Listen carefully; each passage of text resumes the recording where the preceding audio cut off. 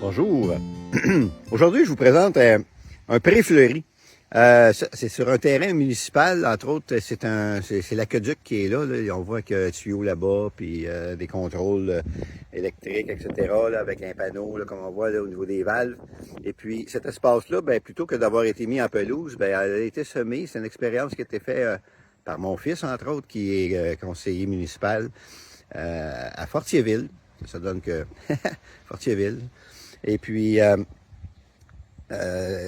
été semé des semences de pré fleuris. Vous voyez comment ça fait beau? On est actuellement à la fin juin. Et puis, il pousse toutes sortes de choses, évidemment, dans un mélange comme ça. Fait qu'au lieu de mettre de la pelouse, ben à ce moment-là, ça va attirer des insectes pollinisateurs. Ça fait drôlement plus joli aussi hein, que de la pelouse à tombe à 3 semaines, tandis que ça, aucun entretien. Et puis, ce qui arrive avec un pré fleuri, par exemple, il faut s'attendre à ce qu'il pousse des mauvaises herbes aussi, c'est sûr. Là. Il ne poussera pas juste les graines des semences que vous avez mises, là, des variétés que vous avez mises. OK? Parce que, bon, vous voyez d'ailleurs, on voit des petits insectes qui se promènent un peu partout, là, des pollinisateurs. Alors, c'est intéressant, mais on voit, bon, il y a du trèfle, hein? Ça nuit pas. Vous avez des petites plantes comme ça aussi, là. Ça, vous voyez ça comme mauvaise herbe de temps en temps chez vous. Il peut y avoir des plantes comme de l'herbe aussi, c'est sûr. Mais à travers ça aussi, il y a des plantes vivaces qui sont en train de s'établir. Ici, entre autres, on a des... ça, entre autres, ça se trouve être des rudbeckia. Les rudbeckia grandiflora. Alors, cette année, ils vont quand même fleurir. Ils sont assez grandes pour pouvoir fleurir. On voit le bourgeon dans le fond ici, là. Alors, ils vont faire quelques fleurs un peu plus tard. Donc, il va y avoir un renouvellement de fleurs continuellement avec un pré fleuri comme ça.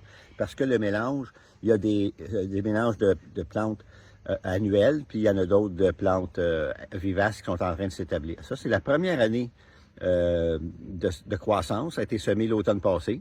Et puis, cette année, vous voyez, là, c'est déjà en belle floraison. Puis ça occupe le terrain. Et puis si plus tard le terrain veut être utilisé pour d'autres choses, ben c'est pareil comme s'il y aurait de la pelouse ou n'importe quelle autre plante, des mauvaises herbes. Il s'agit simplement de travailler avec la méthode de l'opacité, la méthode de la noirceur que j'enseigne.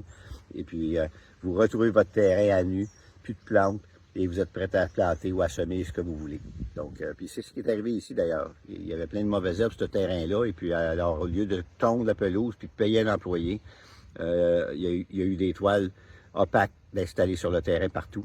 Puis, après ça, les toiles sont enlevées, on sème, et bingo, vous avez le résultat qui est là. Donc, c'est ce que je voulais vous montrer aujourd'hui. Amusez-vous bien. Bon jardinage.